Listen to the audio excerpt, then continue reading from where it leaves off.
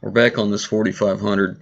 I've got the cab just about ready to come off. I start on the top of the motor, disconnect everything up there I can, and then start working my way down the passenger side, doing the wiring harnesses, the body mount at the passenger front, and then go down the side of the passengers.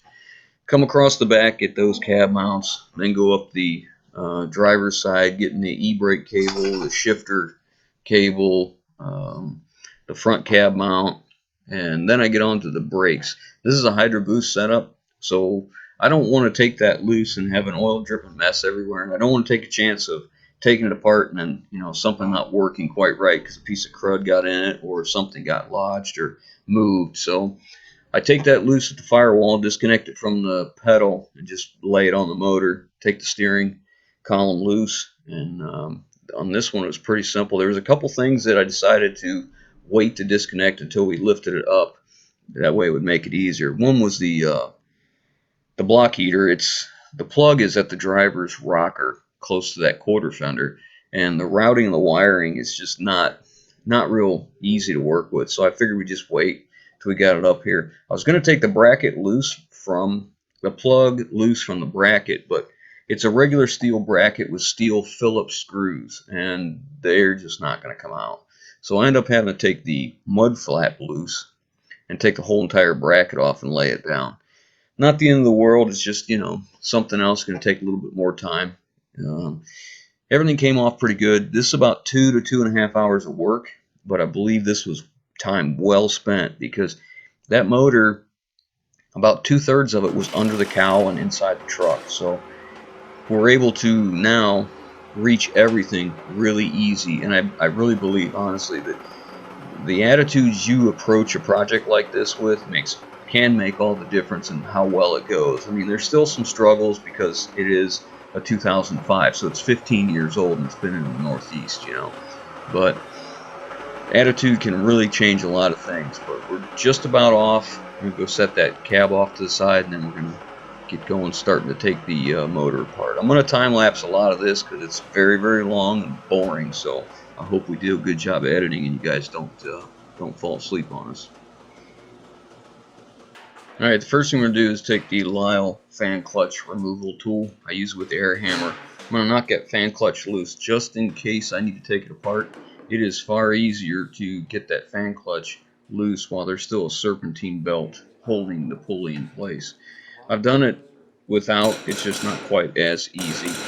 This is a time lapse, and I'm cut out a lot of the nuts and bolts of this. Just the key things. We'll go over what we're removing and the order in which we did it in, because if not, there was 6 hours worth of video on this, and I know you guys just don't want to see all that.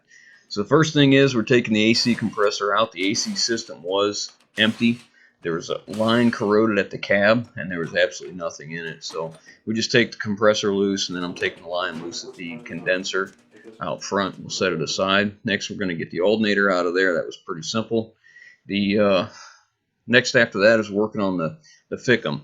It's actually cooled by fuel, which is something we see in the bigger trucks quite often. Uses diesel fuel to keep it cool. We're going to get it out of the way. I put the bolts back in it with the seals, and there's the bracket for it. Then we start working on the idler bracket. There it is there coming out. And the tensioners. There's 2 idler pulleys and a tensioner pulley on that. Get that thing out of the way here.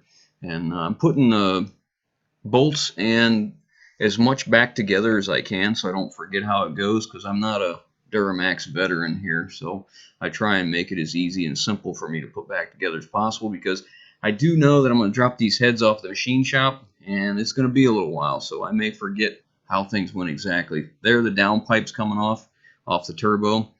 You can do this without removing the turbo. I just chose to remove it. I just thought it'd be easier to remove the head and all that kind of stuff. I'm getting the EGR cooler off now, and I'm going to take a minute to look inside and see if we got any type of residue or coolant or anything in there, and there was nothing. Now, we'll pressure test that once we get it off here later, and we're waiting on parts. I'll start pressure testing it. I'm dumping what's left of the antifreeze, the engine coolant, out of it before we set it aside. The whole time I'm doing this, I'm still moving and disconnecting wiring harness and getting out of my way at the same time. That's the fuel filter mount, which is bizarre to me because they take the fuel that comes in on this side, and then they run it over to cool the fickum on the passenger side, and then they run it back over to the center. It's just kind of a odd deal to me. You'd think they'd just put it on one side or the other, but it is what it is. I'm not the engineer. That was the crossover tube from rocker to rocker. There's the intake coming off. I'm checking out that turbo just to make sure, because you know I want to do a good job, and I want to make sure that where we're going with this, we got enough time to get everything we need. Turbo looked good. The up pipes, I don't know why these manufacturers do this. There's 12-point bolts on these, 12-point heads. They're 12 millimeter, and of course they don't want to come loose. I put my little 3/8 Milwaukee on there. It wouldn't do anything. I put the 1/2-inch Milwaukee on it with some heat, and they're coming off, and I'm able to get them all out. I know this is kind of quick, but if I don't, it'll take forever. This is already long, but I heat up every single one of these studs or these bolts to get them out, because they just would not come out. And even the studs down to the manifold, I had to heat up. Excuse me, I think one of them, but they all did come out. Didn't hurt the threads of the turbo, so that was good. And you know, I was amazed or shocked by this, that the up pipe and the EGR cooler only comes off of one bank. It doesn't come off both banks of the exhaust. Things that make you go, Anyways, you see, this takes a good while, but success. You know, take a little extra time and not have any troubles. And you can see I tried it with 1/2 inch, and I can get nothing. And I don't want to just hammer on it and rip the threads off, or the points off the head of the bolt. So just go ahead and heat it up. But like I said, it took every single bolt had to be heated on them up pipes, which we found an exhaust leak at the manifold. We'll show you later. There's a lot of things that we take apart on this that, being as though I'm not a Duramax pro, I probably could have done without. You know, I could have left the turbo in place, just taking the up pipes out. I could have left the upper rocker covers on, but it is what it is. That's just my inexperience showing through there, because I just don't work on these much. But I'm telling you, I was very frustrated with this truck.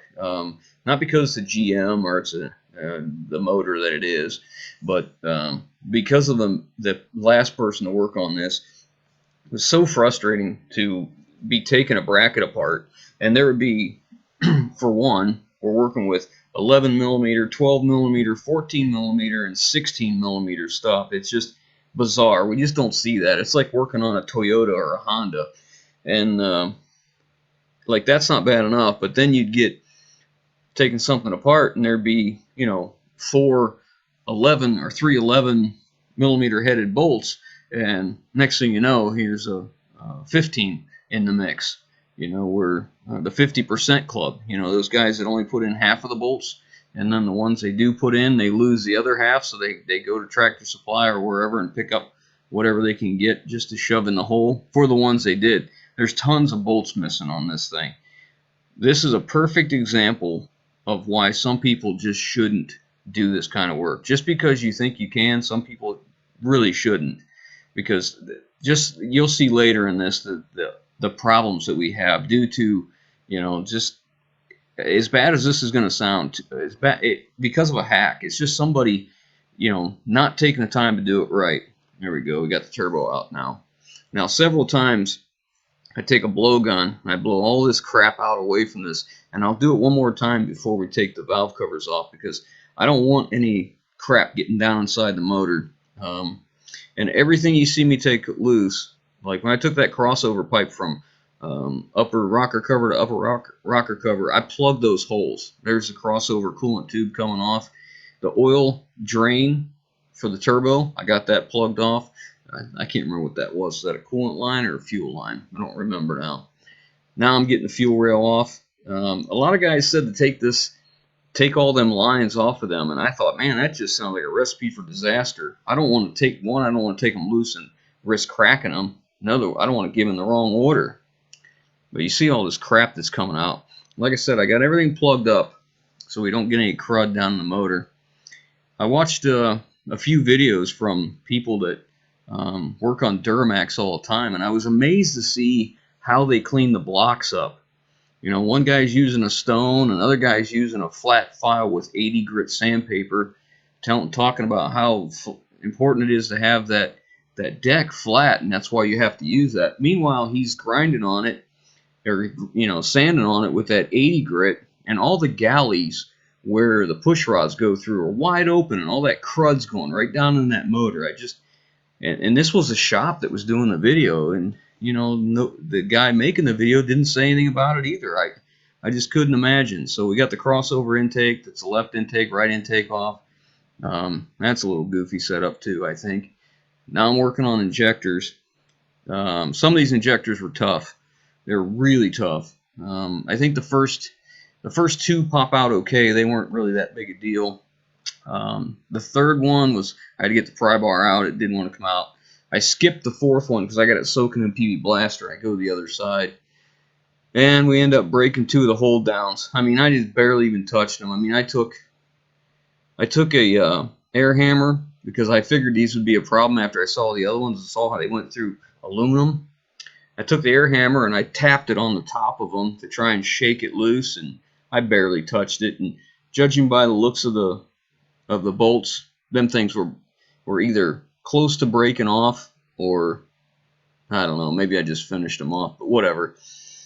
But I broke two of them off, and it ended up ruining the lower rocker cover. It came off in pieces, but it is what it is. There you go. You see that one popping out of there? It was so stuck. Get the upper rocker off, and now I'm going to fight with this, and it just will not come off. It's already cracked at this point, and when I was trying to pull on it, and I couldn't get it to move with them bolts in there. I tried an air hammer with a pointed chisel point, just a round point, and I could not get those bolts to shake loose. It just wouldn't do it. And at this point, I'm just frustrated. It's already cracked, and I don't want to damage anything else, so I'm just getting it out of there as easy as I can, and we'll just replace it. Apparently, from what I saw online, that's a very common occurrence because there's a lot of people that sell them. So we got the rockers off, the shaft with the rockers, and I take all the bridges that go on the valves, I take them off where they are, and I set them aside back in the same orientation. Again, I was watching videos of guys who said they do that, and they show a picture of their workbench, and they're all in a big pile. Same thing with push rods. I take them out, I lay them in the orientation I take them out of, and make sure they go right back where they belong when I go to put them back together. Before I go and put them in, I'll roll them and make sure they're all flat and that there's none that are bent or anything goofy. And I'll run brake parts cleaner down the center of them and blow it and make sure that it's good and clear. So the first head's off, and I'm not seeing anything, any smoking gun here, you might say. I'm taking the time to look over the head gasket close, and I spent a good amount of time here, and I was thinking that I might find one on each side, but I didn't know for sure. But it's worth the time. Take it and look it over real good. And I still didn't see anything horrible with this. You see that light coming on and off? There's a fluorescent light on the wall, and it seems like every time my wife opens or closes the door, it turns on and off. So I guess I need to look into that. I'll set this aside here in a minute, and then I'll get back on the other side. The injector, I guess, I don't know if that's number one on this motor or not. I didn't pay attention, but the farthest most forward in the driver's side, that one was just miserable. I wondered if we had coolant leaking through an injector cup or something like that, but there was nothing in there, but it was rusty. I don't know if water has been leaking because it's right below the top radiator hose. So I don't know if there was a leak there at one time and it just sat dripping on top of that injector and got crudted up and crusty in there. But man, we fought that so much that, like I said, I sprayed it down with PB Blaster and I went to the other side and completely tore this side down and then came back to the driver's side, and I still fought it. I mean, it was just it was stuck. It was stuck really bad. I know it seems like I'm taking an awful lot of time looking at this head gasket, but I just want to know what I'm looking at, and you have to you have to take the time to look at each side relative to where it's at, because you know what might be going on with the block may be different than what's going on with the head. And in this, I mean, in our infinite wisdom, we have aluminum heads for a diesel engine, right? Trying to save weight, and I don't know what else. Cost, I wouldn't think, but I don't know. But obviously it's not such a great thing, because these engines are obviously known for this problem. Yeah, here's a short just clip of me getting it out, but good lord, I mean, I really worked to get that one out. Upper rocker come off like nothing, no troubles at all. The lower rocker just basically falls off, so that worked out real well. There goes the rack for that side. And again, we'll do the bridges correlation. We'll put them in the corresponding places where they go, so they get put back in the same spot, because they wear. You know, you want them to go back to where they're wear to their mate. That's the last 4. I do 4 at a time, and those things they only go a certain way. They're made in such a way that one edge is a little bit straighter than the other, so if you put them the wrong way, I don't think you can slide your injector in. So I got the push rods out. There we go, pulling the head off of this one. Now we'll set it aside. We'll get a look at it, and we'll show you what we found and what I think we have as could be our culprit. I'm going to take some time and look at the block real good. I mean, the likeliness that we have a problem with the head gasket or the heads is far more likely than a cast iron block. Here I'm pointing out we got some discoloration on the block, and I'm going to question that when I look at the head gasket. And the same thing in the corresponding place on the head gasket itself and the head. So we'll take a look at that here in just a minute. You'll be able to see it all. All right, I don't know how much time we got involved in this, but it's been all day. Yeah. All day getting this apart. I'm going to leave it to that. I'll just leave it at that. All right, so hold that light. You can see a defined line where the cooling system and the combustion seal away from each other right here. And it's a little questionable right here, right on this edge. You know, right in there where it's discolored. I don't know if that's going to show up as well. Here's where it's definitely blown across. So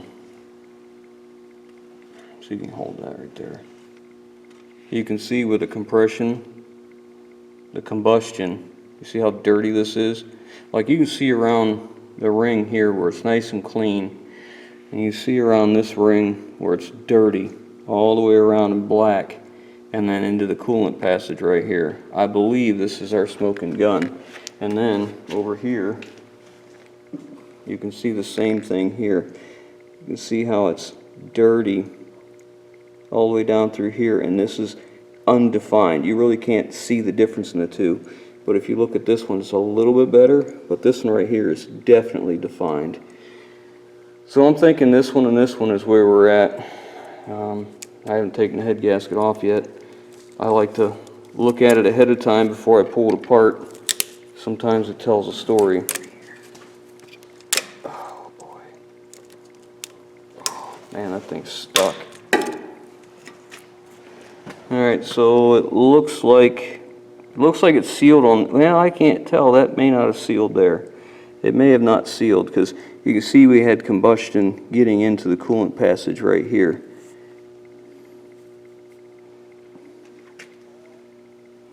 This one looks okay. Oh, your battery's dead.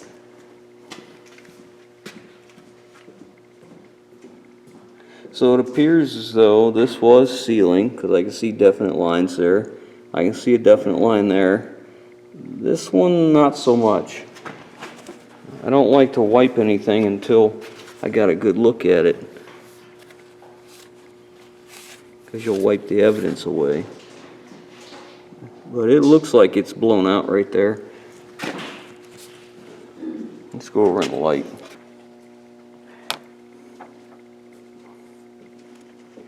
So this was the head side. and this was the block side. I don't know about you, but I'm pretty happy because, you know, here you can see a real defined line where it was sealing, right?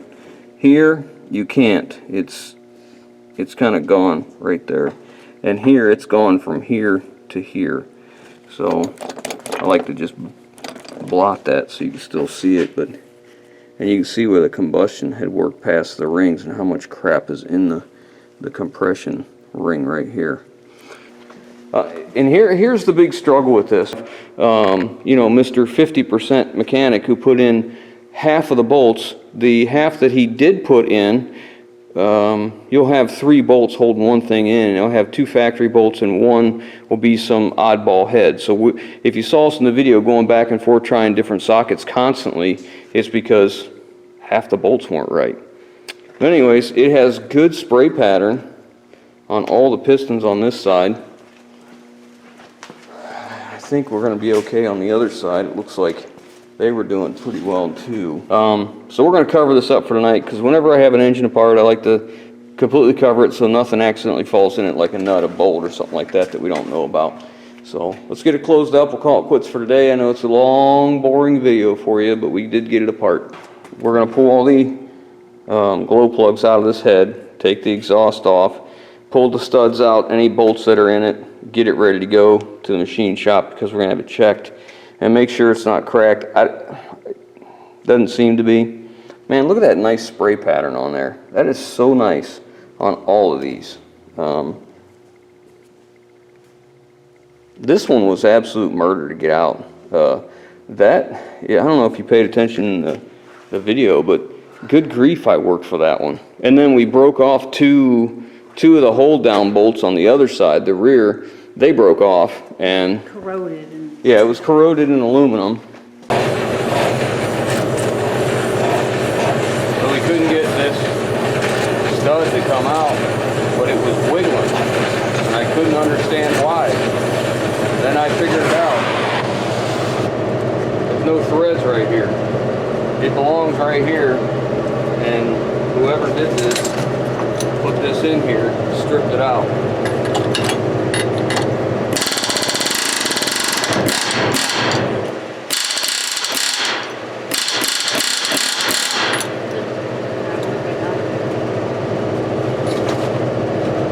We're going to keep going, so I got to heat this because it's seized. It's seized in that exhaust manifold. I got to get it out of there.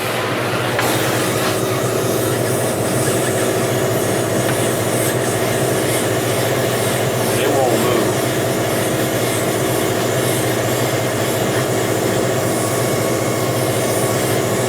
Of course, that's a really wide section that's going through a thick piece of manifold.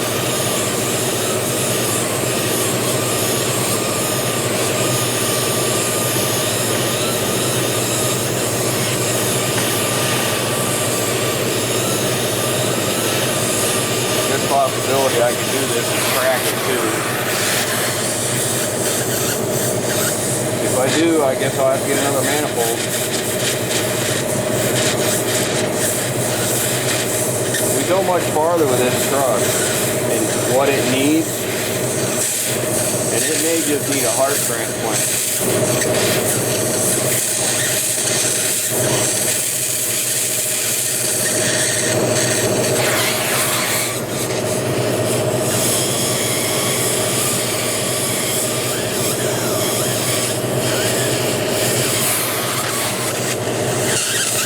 I'll hand this off to you in a minute.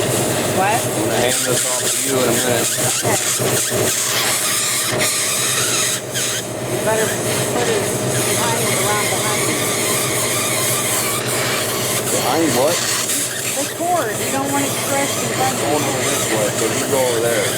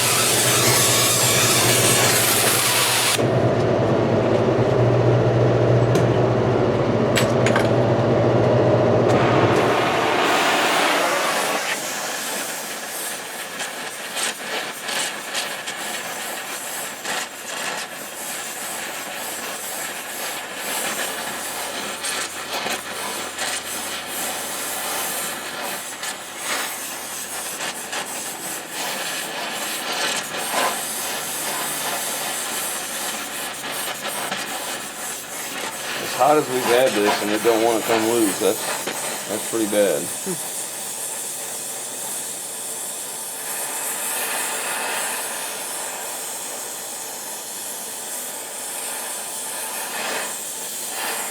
It's holding heat now. It'll do two things. It'll either come loose or it's going to break off. Either way, it don't matter. I'll have to have one way or the other.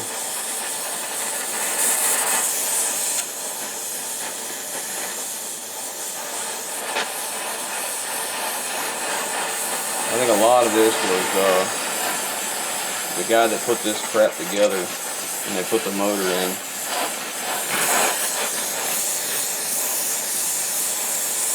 Okay, you ready? Yeah.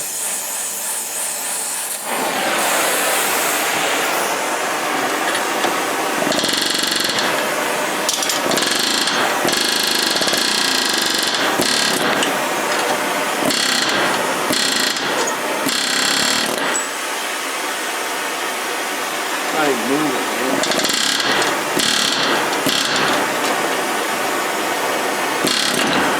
You gotta be kidding me.